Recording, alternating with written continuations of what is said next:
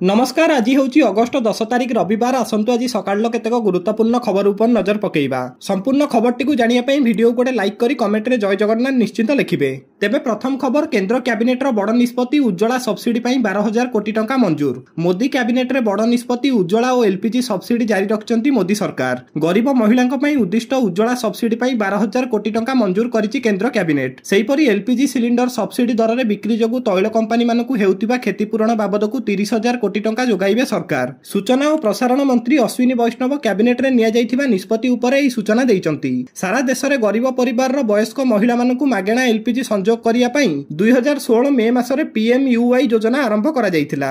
1 जुलाई 2025 तारिख सुधा भारत रो प्राय 10.33 कोटी एही योजना अधीन रे संजोग करिसंती। तेबे परवर्ती खबर, छात्री और महिला स्टाफ को सुरक्षा पई सबु कॉलेज रे खोलिबो शक्तिश्री सेल। राज्यर समस्त उच्च शिक्षानुष्ठान रे गठन हेबो शक्तिश्री सशक्तिकरण सेल। छात्री और महिला स्टाफ को सुरक्षा पई आसंता 25 तारिख सुधा शक्तिश्री सेल प्रस्तुत करिया पई निर्देश दैचंती उच्च शिक्षा विभाग। 14 तारिख सुधा प्रति श्रेणी गृह रे जणे लेखाए महिला प्रतिनिधि चयन करा जिवो। 20 तारिख सुधा शक्तिश्री साथी चयन करिया पई समस्त विश्वविद्यालय रो कुलपति और कॉलेज अध्यक्ष को चिठी करी निर्देश दैछि उच्च शिक्षा विभाग।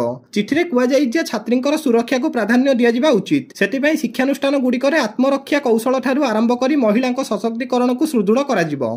तेबे परवर्ती खबर, 13 रे राज्य कैबिनेट आसीपारे 8 रु अधिक प्रस्ताव। अगस्ट 13 तारिख रे राज्य कैबिनेट रो 24तम बैठक अनुष्ठित हेबाकु जाउची। लोकसेवा भवन तृतीय महला रे मुख्यमंत्री मोहन चरण माझी को अध्यक्षता रे हेबाकु थिबा एई बैठक रे 7टी विभाग रो 8 रु ऊर्ध्व प्रस्ताव आसीपारे बोली विश्वस्त सूत्ररु जणा पड़िची। सूचना अनुसार राज्य रे वन्यजंतु और मनीष लड़ाई वृद्धि पाउची। जंगल सुरक्षा सहित वन्यप्राणी सुरक्षा को दृष्टि रखी एक गुरुत्वपूर्ण प्रस्ताव विभाग पक्षरु आसीबाकु रहिची। एहा सहित राजस्व, अर्थ, गृह एवं स्वास्थ्य विभाग पक्षरु केतेक गुरुत्वपूर्ण प्रस्ताव आसीपारे। राज्य रे संप्रति देखा जाइथिबा आईन श्रृंखलार स्थिति को किभली नियंत्रण करा जाई पारिबो एवं महिला को स्वावलंबी सहित वृद्धा को निरापत्ता बलय भितर को अणा जाई पारिबो, से नै केतेक गुरुत्वपूर्ण प्रस्ताव रे कैबिनेट बैठक रे मोहर मारियो बोली जणा पड़ुची।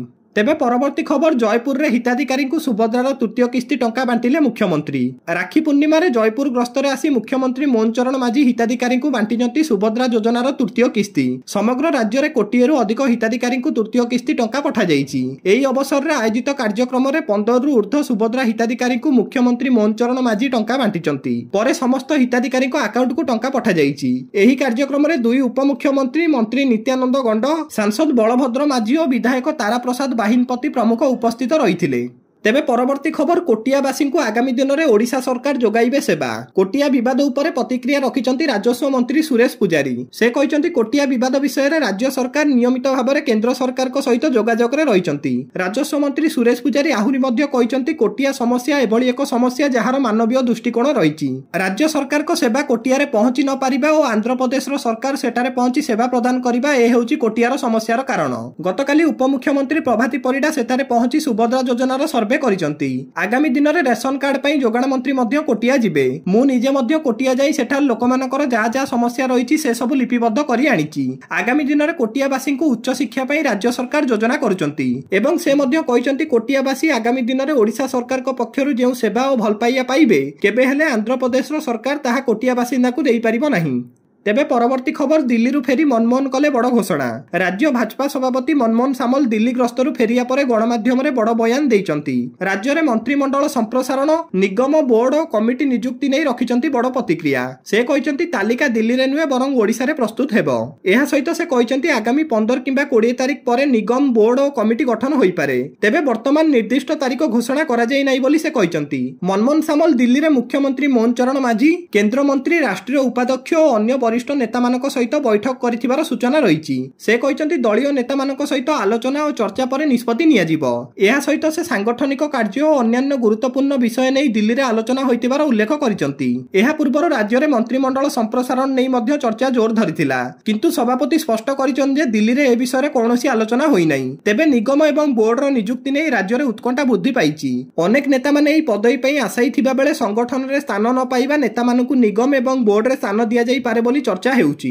तेबे परवर्ती खबर पुणी 13 तारिख रे आसुची बड़ लघुचाप अलर्ट कला आंचलिक पाणीपाग केन्द्र। 13 तारिख रे लघुचाप संभावना बांग्लादेश और पश्चिमबंग उपकूल और संलग्न उत्तर पश्चिम बंगोपसागर रे एक घूर्णिबलयर प्रभाव रही, जहाँ प्रभाव में आसंता 13 तारिख आड़कू उत्तर पश्चिम और संलग्न पश्चिम केन्द्रीय बंगोपसागर अंचल में एक लघुचाप क्षेत्र सृष्टि होबार संभावना रही। लघुचाप प्रभाव में राज्यर विभिन्न स्थान में प्रबल अति प्रबल वर्षा होबार संभावना नहीं आकलन करिछि आंचलिक पाणीपाग केन्द्र। या सहित पाखापाखि 23 जिला को येलो वार्निंग जारी करा जायछि। ता सहित आसंता काली 7टी जिला को प्रबल वर्षा नहीं अलर्ट करिछि आंचलिक पाणीपाग केन्द्र। से सबु जिला गुड़िक हेउछि जगतसिंहपुर, खोर्धा, कटक, गंजाम, गजपति, केन्दुझर और सुंदरगढ़ जिला। एही सबु जिले में बिजुली घड़घड़ी सहित पवन बहिबा नहीं पूर्वानुमान करिछि आंचलिक पाणीपाग केन्द्र।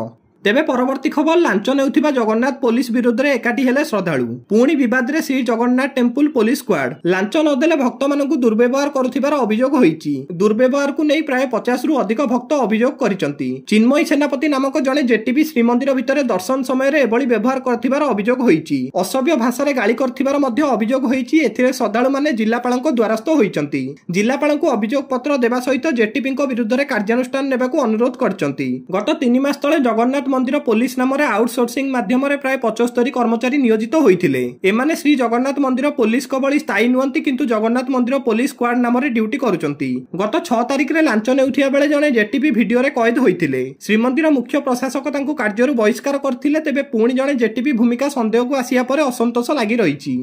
तेबे परवर्ती खबर केवाईसी प्रसंग में सचेतनता सृष्टि करिवे सरकार। कौनसी योग्य हिताधिकारी जेपरी साधारण बंटन व्यवस्था सुविधारु वंचित न हुअंती ता सुनिश्चित कराजिबा उपरे हाईकोर्ट गुरुत्वारोप करचंती।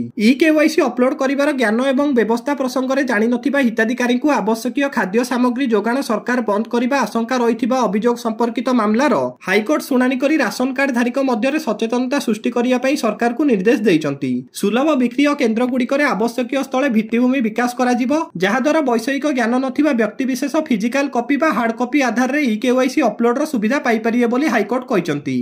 तेबे परवर्ती खबर बढ़िबो भारतीय सेनार शक्ति। प्रतिरक्षा क्षेत्र में भारत आउरी शक्तिशाली हेबाकू जाउची। प्रतिरक्षा मंत्रालय निजर पुराना चेतक एवं चित्ता हेलिकॉप्टर को बदलाइया पई प्रस्तुति आरंभ कर देइची। एथिपई प्राय 200टी नुआ हालुका हेलिकॉप्टर किना जिवो। एही हेलिकॉप्टर गुड़िको गुइंदा सूचना संग्रह करिबा सहित वास्तव स्थिति सूचना प्रदान करिबा उपरे गुरुत्वपूर्ण भूमिका ग्रहण करिबो। एही हेलिकॉप्टर उभय भारतीय सेना और वायुसेना पई रहिबो। भारतीय वायुसेना को दीर्घ दिन धरी सेवा जोगाई आछि पुराना चेतक एवं चित्ता हेलिकॉप्टर। प्रस्तावित योजना रे भारतीय सेना को 120टी हेलिकॉप्टर और वायुसेना को 80टी हेलिकॉप्टर जोगाई दिया जिवो। विशेषकर सीमावर्ती अंचल में त्वरित प्रक्रिया भली गुरुत्वपूर्ण भूमिका रे एगुड़िक व्यवहार करा जिवो। एही प्रक्रिया को आगुक नेबा पई प्रतिरक्षा मंत्रालय पक्षरु आरएफआर जारी करा जाईची। तेबे परवर्ती खबर प्रतिष्ठा हेबो 20टी साइबर थाना। राज्य सरकार को निष्पत्ति क्रमे साइबर और अर्थनैतिक अपराध रोकिया को 20टी नुआ थाना प्रतिष्ठा करा जिवो। एनै राज्य गृह विभाग पक्षरु शुक्रवार दिन विज्ञप्ति प्रकाश पाइची। मुख्यमंत्री मोहन चरण माझी निर्देश क्रमे गृह विभाग अतिरिक्त मुख्य शासन सचिव सत्यव्रत साहू विज्ञप्ति प्रकाश करिसंती। भारतर न्याय संहिता 223 मुताबक राज्य सरकार साइबर अपराध एवं अर्थनैतिक अपराध रोकिया पई 20टी नुआ थाना प्रतिष्ठा करिवे। खोर्धा, नयागढ़, कटक ग्रामांचल, जाजपुर, केन्द्रापड़ा, जगतसिंहपुर, भद्रक, ढेंकानाल, देवगढ़, सुंदरगढ़, झारसुगुड़ा, बरगढ़, सुवर्णपुर, बौद्ध, गंजाम, गजपति, रायगड़ा, मालकानगिर, नवरंगपुर एवं नुआपड़ा जिले में थाना गुड़िक प्रतिष्ठा करा जिवो। एही 20 जिले में साइबर और अर्थनैतिक अपराध रोकिबारे साइबर थाना काम करिवो। तेबे परवर्ती खबर गिरफ 8 जनक संपत्ति तथ्य मागिला क्राइमब्रांच। ओटीईटी प्रश्नपत्र प्रगट मामलें क्राइमब्रांच तदंत जारी रखिछि। बोर्ड उपसभापति निहार महांती समेत 8 जन को गिरफ करिछि, किंतु एपर्यंत जाए बोर्ड सभापति किशोर तराई देहरे हाथ मारी पारनी क्राइमब्रांच। किछि दिन तले लोकसेवा भवन में गणशिक्षा मंत्री को भेटिथिले बोर्ड सभापति। एपटे दिल्ली स्थित केंद्र सरकार को फाइनेंशियल इन्वेस्टिगेशन यूनिट को अधिक तथ्य लिखिछि क्राइमब्रांच। गिरफ 8 जन अभियुक्त केते संपत्ति रखिछंती से नै तथ्य मगा जाईछि। जेहेतु 2 अभियुक्त जितेन महाराणा एवं एक्स कैडर शिक्षक विजय मिश्र रिमांड रे आसिबे, ता पूर्वरु तथ्य प्रदान करिया को लिखित आकार रे जणाइछि क्राइमब्रांच। सेपटे क्राइमब्रांच रो स्वतंत्र टीम प्रश्नपत्र भाइराल पछरे अन्य केउ शिक्षक सामिल अछंती तार एक तालिका होईछि।